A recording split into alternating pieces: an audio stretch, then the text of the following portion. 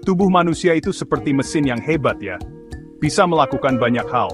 Salah satu yang paling penting adalah bergerak. Kita bisa jalan, lari, lompat, menari, dan masih banyak lagi. Ini semua berkat sistem muskuloskeletal kita. Sistem ini terdiri dari tulang, otot, dan sendi. Mereka bekerja sama supaya kita bisa bergerak. Tanpa sistem ini, kita nggak bisa melakukan hal-hal yang kita sukai. Coba bayangkan, kita butuh bergerak untuk makan, bermain, bekerja, bahkan bernapas. Tulang adalah kerangka tubuh kita yang kuat dan kokoh.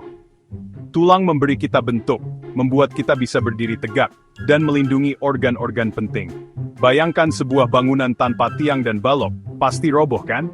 Begitu juga tubuh kita, tulang menyediakan struktur yang diperlukan agar otot dan organ kita bisa berfungsi.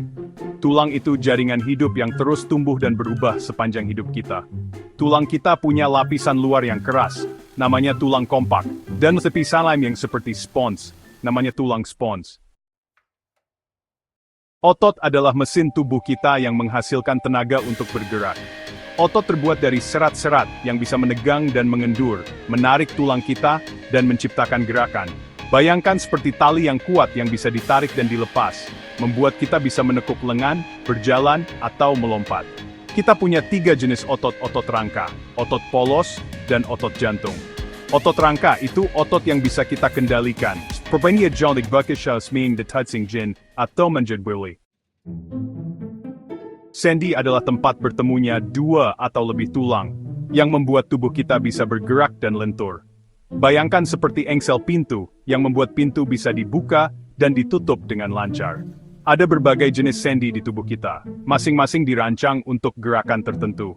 Sendi engsel seperti di siku dan lutut memungkinkan gerakan menekuk dan meluruskan.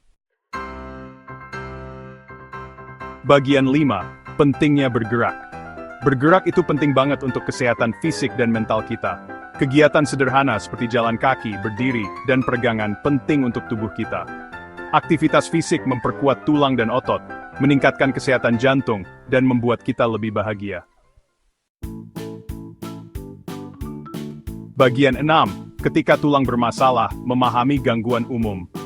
Sama seperti bagian tubuh lainnya, tulang kita juga bisa sakit atau mengalami gangguan yang memengaruhi kekuatan dan fungsinya. Beberapa gangguan tulang sudah ada sejak lahir, sementara yang lain berkembang di kemudian hari.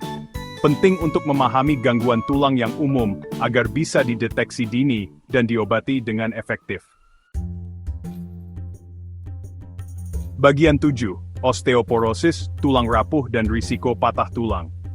Osteoporosis adalah gangguan tulang yang membuat tulang jadi lemah, rapuh, dan mudah patah. Penyakit ini sering disebut penyakit diam, karena gejalanya mungkin gak terasa sampai tulangnya patah. Seiring bertambahnya usia, kepadatan tulang kita menurun, membuat kita lebih rentan terhadap osteoporosis. Bagian 8, skoliosis dan rakitis, kelengkungan dan kelemahan tulang.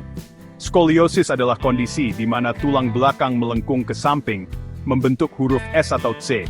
Kelengkungan ini bisa berkembang selama masa kanak-kanak atau remaja. Rakitis adalah kondisi yang memengaruhi perkembangan tulang pada anak-anak. Bagian 9, tips untuk tulang yang kuat dan sehat. Merawat tulang penting untuk gaya hidup sehat dan aktif. Pastikan asupan kalsium dan vitamin D cukup.